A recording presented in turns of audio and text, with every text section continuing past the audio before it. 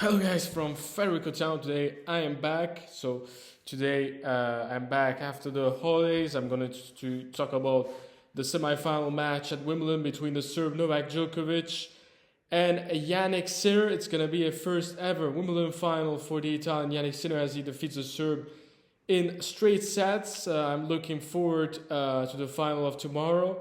Can't wait for that. And the question is, can Sinner finally beat Alcaraz after 5 defeats in a row? Of course, the favorite will be the Spaniard Carlos Alcaraz to lift a third consecutive title at Wimbledon. Jannik Sinner will try to become the first ever Italian to lift the trophy. He's the second ever Italian to reach a Wimbledon final. The first Italian was Matteo Berrettini 4 years ago when he lost against the great Novak Djokovic. It was a pretty straightforward match from Jannik Sinner against Djokovic. It was a 6-3, 6-3, 6-4 win. I thought that Djokovic was going to get the first set. It's true that he was up 3-love in the first set, and then Jannik Sinner came back to win this match in straight sets. It was the same thing that happened at Roland Garros when Jannik Sinner won in straights. Now, Jannik Sinner, we can say that he has Djokovic's number. We can say here that it is a passing of the torch from Novak Djokovic to Jannik Sinner.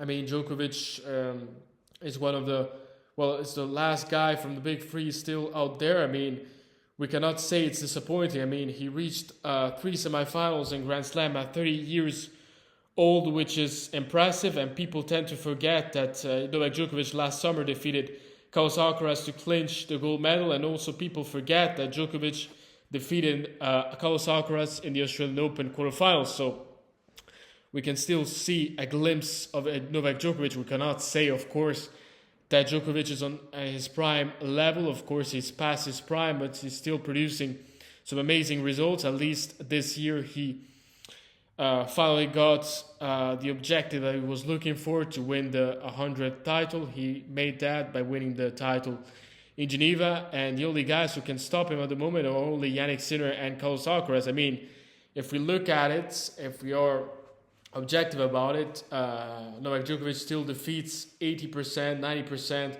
of the entire ATP Tour, which is something impressive. And we know that if we look at the stats, Jannik Sinner has won the last 5 matches against Novak Djokovic. He improves the head-to-head to 6-4. With Carlos Alcaraz, he has a disadvantage. It's 4-8. It's 8-4 in favor of Carlos Alcaraz. And can Sinner finally turn the tables on the Spaniard? We'll see. I hope to see a great final, of course, for me. I think it's going to be an epic final. I mean, no doubt about that. Jannik Sinner will look for redemption, will look to avenge his Roland Garros final, which was a heartbreaking loss for Jannik Sinner.